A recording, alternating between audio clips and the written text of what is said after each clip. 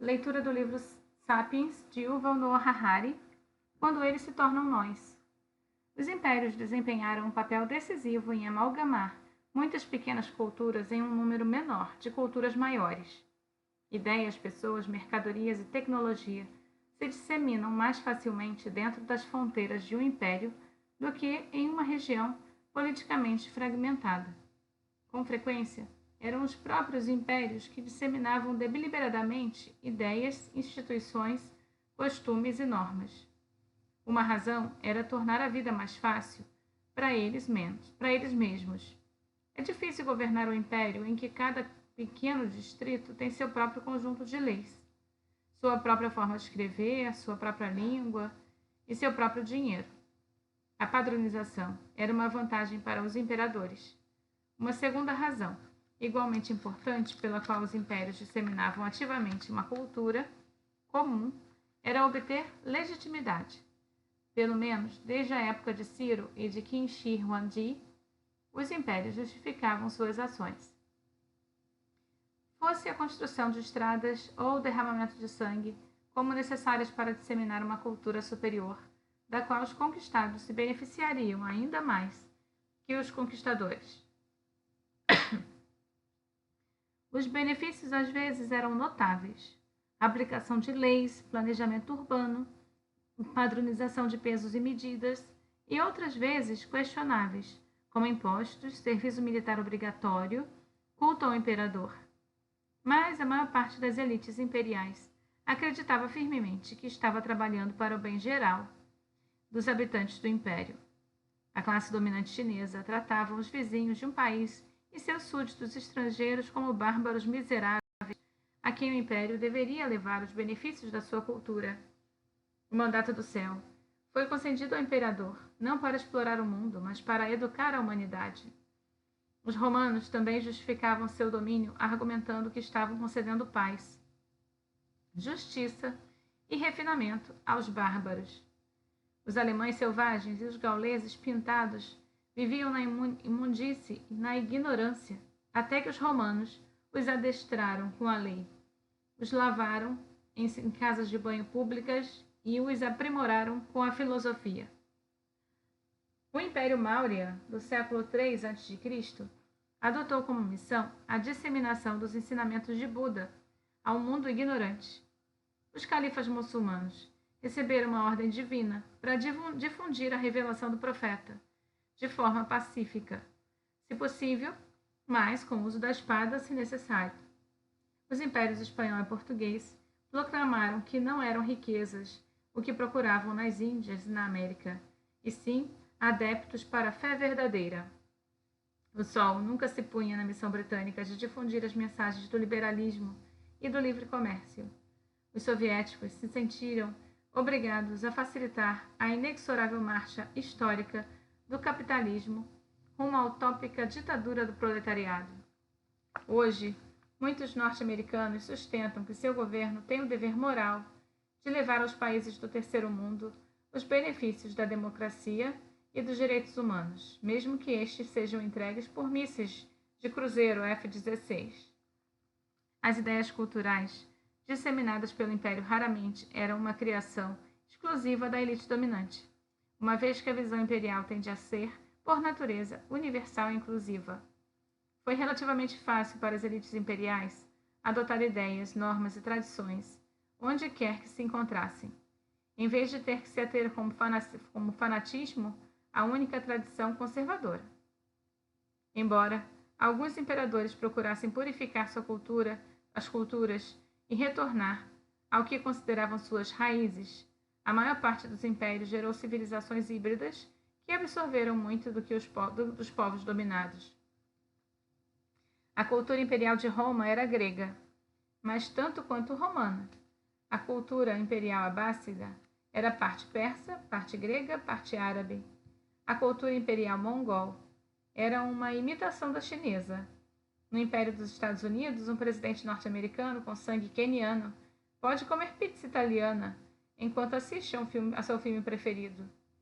Lawrence da Arábia, um egípcio britânico, sobre a rebelião árabe contra os turcos. Então, não que um caldeirão cultural tenha tornado o processo de assimilação mais fácil para os conquistados. A civilização imperial pode, muito bem, ter absorvido inúmeras contradições de diversos povos conquistados, mas o resultado híbrido ainda era estranho à grande maioria. O processo de assimilação era com frequência doloroso e traumático. Não é fácil abrir mão da tradição local e familiar, assim como é difícil e estressante entender e adotar família numa nova cultura.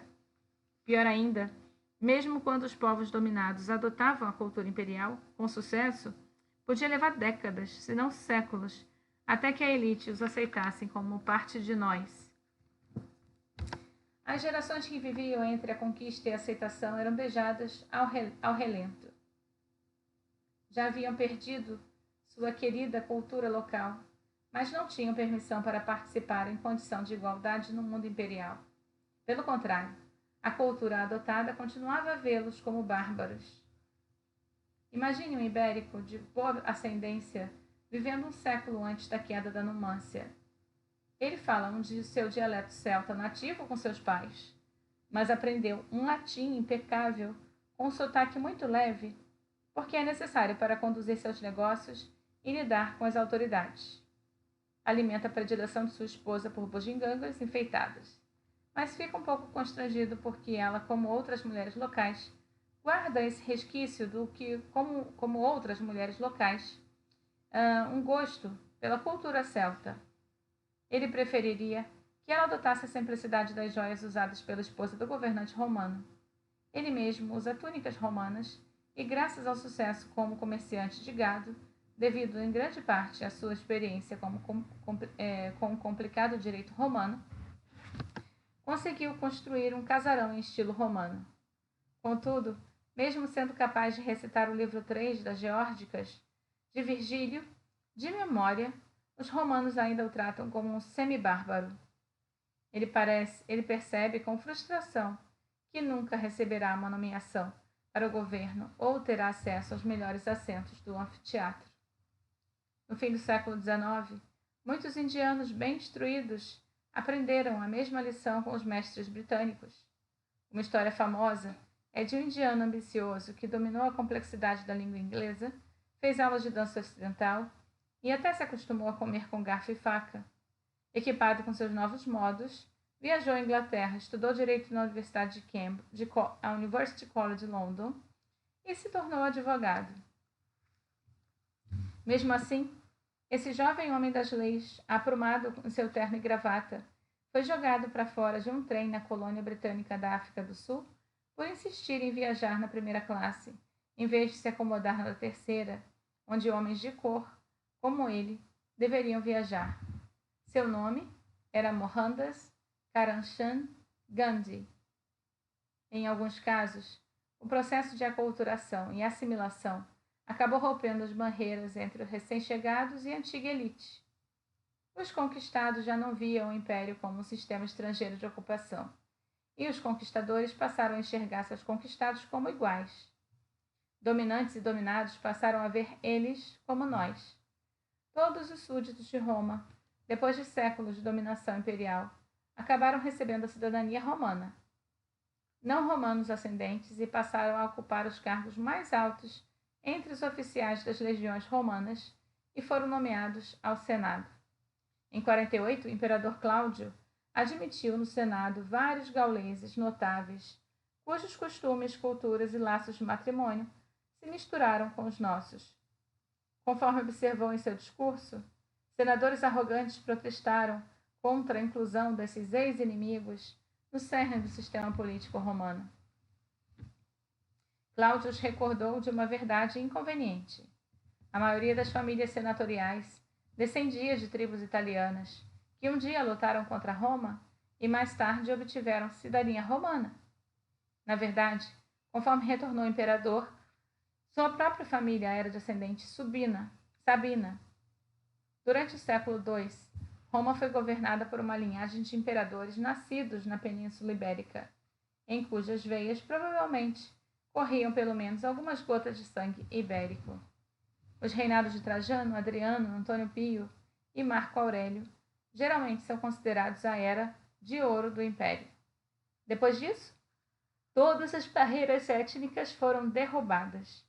O imperador Lúcio VII Severo, de 193 a 211, nesses anos, descendia de uma família púnica da Líbia. Heliogábalo, de 218 a 222, era sírio. O imperador Filipe, de 244 a 249, era conhecido informalmente como Filipe o Árabe. Os novos cidadãos do império adotaram a cultura imperial romana com tanto entusiasmo que durante séculos e até milênios, depois que o império ruiu, continuaram a falar a língua do império. Acreditar no Deus cristão que o império havia adotado de umas províncias levantinas e viver segundo as leis do império. Um processo similar ocorreu no Império Árabe, quando foi estabelecido em meados do século VII, que era baseado em uma nítida divisão entre a elite dominante árabe muçulmana e os subjugados egípcios, sírios, iranianos e berberes, que não eram nem árabes nem muçulmanos. Muitos dos súditos do império adotaram gradualmente a fé muçulmana. A língua árabe é uma cultura imperial híbrida. A antiga elite árabe via esses arrivistas com profunda hostilidade, temendo perder o seu status e a identidade singulares. Os convertidos frustrados clamavam por uma parte equivalente do império e do mundo islâmico. Com o tempo, conseguiram. Egípcios, sírios e mesopotâmios começaram a ser cada vez mais vistos como árabes. Os árabes, por sua vez, fossem os árabes autênticos da Arábia e os recém-cunhados do Egito e da Síria, passaram a ser cada vez mais dominados por turcos e berberes. O grande sucesso do projeto imperial árabe foi que a cultura imperial que criou foi adotada entusiasticamente por inúmeros povos não árabes, que continuaram a preservá-la, a desenvolvê-la e disseminá-la, mesmo depois que o império original ruiu e os árabes, como um grupo étnico, perderam seu domínio. Na China, o sucesso do projeto imperial foi ainda mais absoluto. Por mais de 2000 anos, uma série de grupos étnicos e culturais, primeiramente considerados bárbaros, foram integrados com sucesso à cultura imperial chinesa e se tornaram chineses Han, assim denominados devido ao Império Han, que governou a China entre 206 a 220 a.C. A maior conquista do Império Chinês é continuar firme e forte, apesar de ser difícil enxergá-lo como império, exceto em áreas remotas como o Tibete e Xinjiang. Mais de 90% da população da China se considera Han e é reconhecida como tal. Podemos entender o processo de descolonização das últimas décadas de forma similar. Durante a Era Moderna, os europeus conquistaram grande parte do globo, com o pretexto de disseminar uma cultura ocidental superior. Foram tão bem-sucedidos que, pouco a pouco, bilhões de pessoas começaram a adotar partes significativas dessa cultura.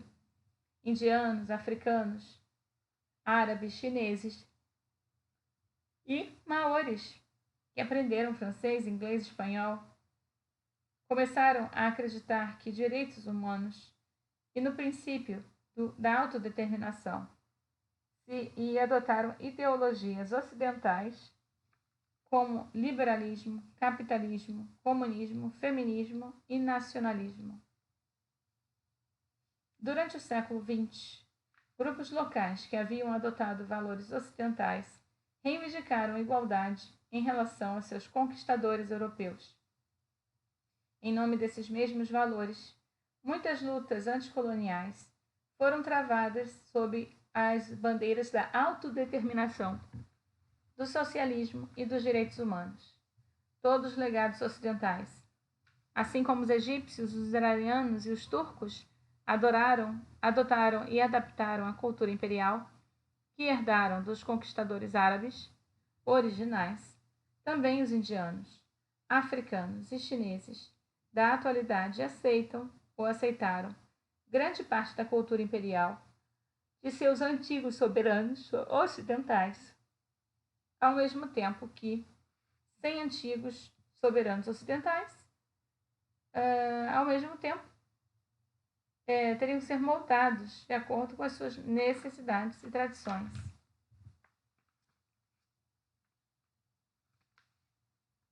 Pronto. Sigo na próxima leitura. Tchau, tchau.